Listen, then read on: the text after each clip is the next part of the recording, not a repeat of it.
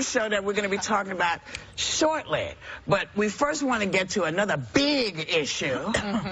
And it's all about who's got the bigger butt. Oh, yeah. Who's got the bigger butt? The tweeter-in-chief mocked North Korea's Kim Jong-un yesterday, saying that the nuclear button on his desk is much bigger and more powerful, and his works. Is this kind of a crazy game we're playing? You know, Trump needs to be medicated and hospitalized at this point, or he is going to just kill all of us. And, you know, my feeling is that probably they're getting closer to him in the Mueller investigation. And that's what this is about, a lot of it. It's like he'll blow the whole world up so his stupid sons don't have to go to jail. I mean, I just keep on wondering, you know, is there some sort of theory here? Is there some sort of strategy that he's using? Because if truly he is just playing a game of chicken with a dictator in North Korea, we really are in trouble. I mean, people are talking about the 25th Amendment, and they're saying he's just not mentally fit to be the president. And I think if you're doing this, I mean, is there a mental fitness problem? We all know the ramifications of nuclear war. My turn. Not to be too heavy. Not to be too heavy, no, but it's true. First of all, not to bring too much levity to this, but when I first read the tweets last night, I was like, this is an intensely phallic thing to say. This seems to be about all whose is bigger in what context or another, which is why Nikki Haley needs to run for president. We need to have a woman one way or the other taking over. I will say, I keep having friends call me and text me about, like, is there really a button in the White House? Is it like boom and then we nuke? That's not how this works. I just want to say, first the president will have to convene with military and civilian advisors in D.C. Once the decision is to strike, a senior official in the Pentagon War Room must formally authenticate the code. Then the launch crew takes over. There's a whole set of checks and balances. So while we're all paranoid, wait. I see something, but I think you may have. Your button may be bigger, Whoopi. I got a big button. I got a big button. And you know what my button does? Nothing. Did it light up?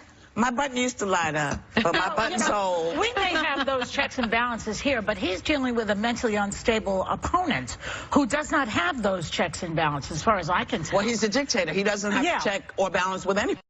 So why play this provocative game back and forth with someone who's almost as crazy as Trump, or maybe more? Because there's exposure for Guam, there's exposure for Japan, there may be American exposure soldiers for American soldiers. So the reason we've avoided this before is because of the idea of mutually assured destruction. That's right. Yes. And so we understand, like you said, the ramifications of nuclear warfare, and it's not as though we have no feasible way of understanding how this affects everybody, but it speaks to the larger picture of using social media as a platform to communicate and as a platform to implement policy, because he's pushing everyone into a corner by avoiding the natural way in which one makes policy and in which the Obama administration had to act. And so it is fascinating because social media prohibits you from having a constructive conversation. Rather, you make statements. Well, is it scary to younger people? That was a very good take for a 17-year-old. Right. I mean, that's a very good take. Yeah.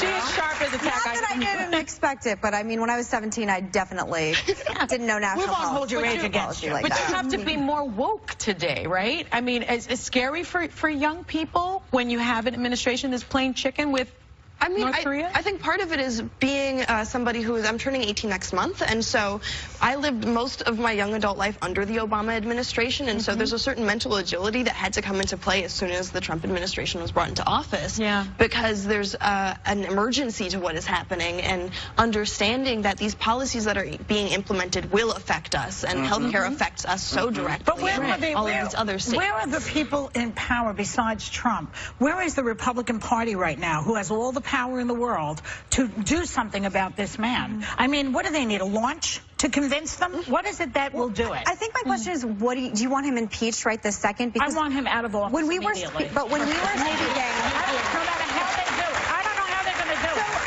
Maybe the 25th Amendment, maybe that. So for the Republicans that watch this show, and there are Republicans that watch the show. Are you sure? I'm 1,000. Yes, there are. And actually, like, I know it's like a funny joke, but this is The View, and we have different views, and Republicans have a place at this table as well. And part of what's going on, thank you very much. And the one thing I will not say, for nothing, but we've always known that. Yes. That's why we look for you. But go ahead. Let him finish the thought. Hold on, let me just clarify. I'm talking about the people in power, the Republicans in power. I'm not talking about people who are Republican. Meaning, what will they have do? less power than, they have just as much or less power than I do. You asked me a direct question about Republicans being in power. I know a few that are in power, Joy, one way or another. But I will say that yesterday we had a heated conversation about when it's time to panic, when it's time to talk about impeaching Trump. And the problem for a lot of conservatives is the day after President Trump was elected, you're already calling for impeachment. Yes, if he gets us into a nuclear war, obviously there's a conversation that should be taking place. Maybe that's in worst case scenario.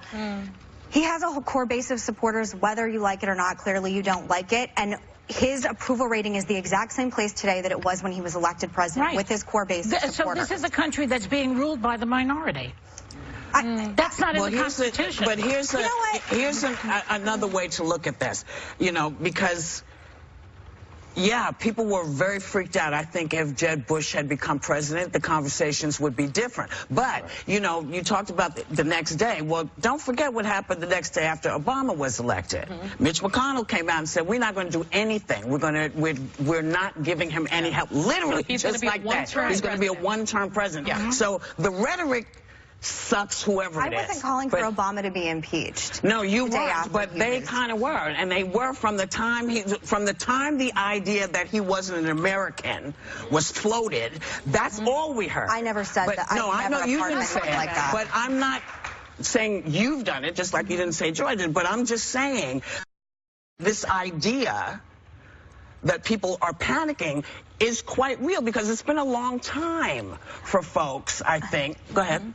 I understand why last night, because again, every time Trump tweets about anything having to do with North Korea, my phone explodes. And I will say, yes, of course, even last night when I was watching the news and it came up, I was like, what, why, again, as you said earlier, why are we dictating international diplomacy with an irrational dictator by tweet? I 100% agree with that. What I don't agree with is when he's just tweeting in support of Iranian rebels, that means leads to impeachment. You said yesterday that he shouldn't even be tweeting about that in general. So we have to be judicious and intellectually responsible about when you're talking about when it is DEFCON 1 versus when it's just policy you disagree with. DEFCON 1 now? No. I know you said that there's this system of checks and balances, but these people that he is meeting with or will be meeting with, those are his people, right? Can I ask you a question then? Okay, so he gets impeached. Everybody here comfortable with Mike Pence as president? More comfortable.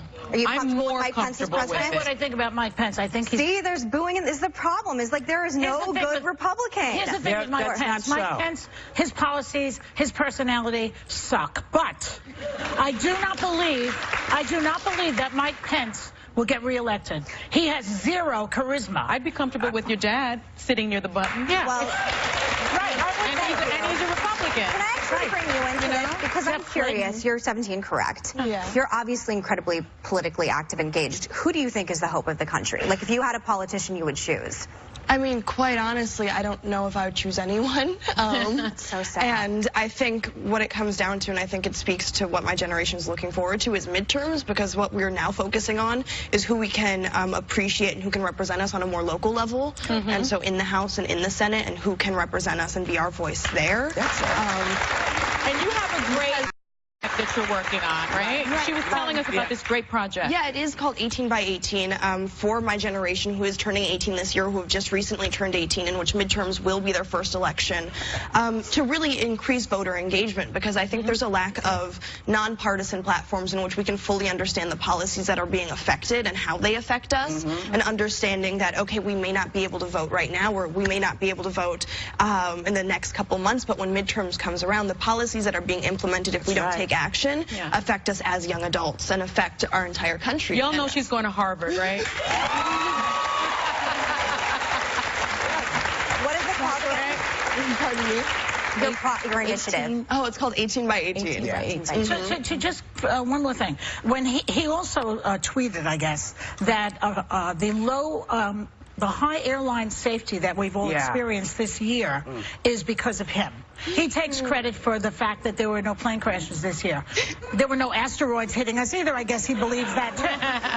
But in other words, I don't trust anything this man says, which is why I don't want him tweeting about Iran or anything else. I think that he is losing it. He says irrational things all the time. And for me, it's like he has to go out of office, period. So here's the deal. When we come back, because you mentioned Iran. And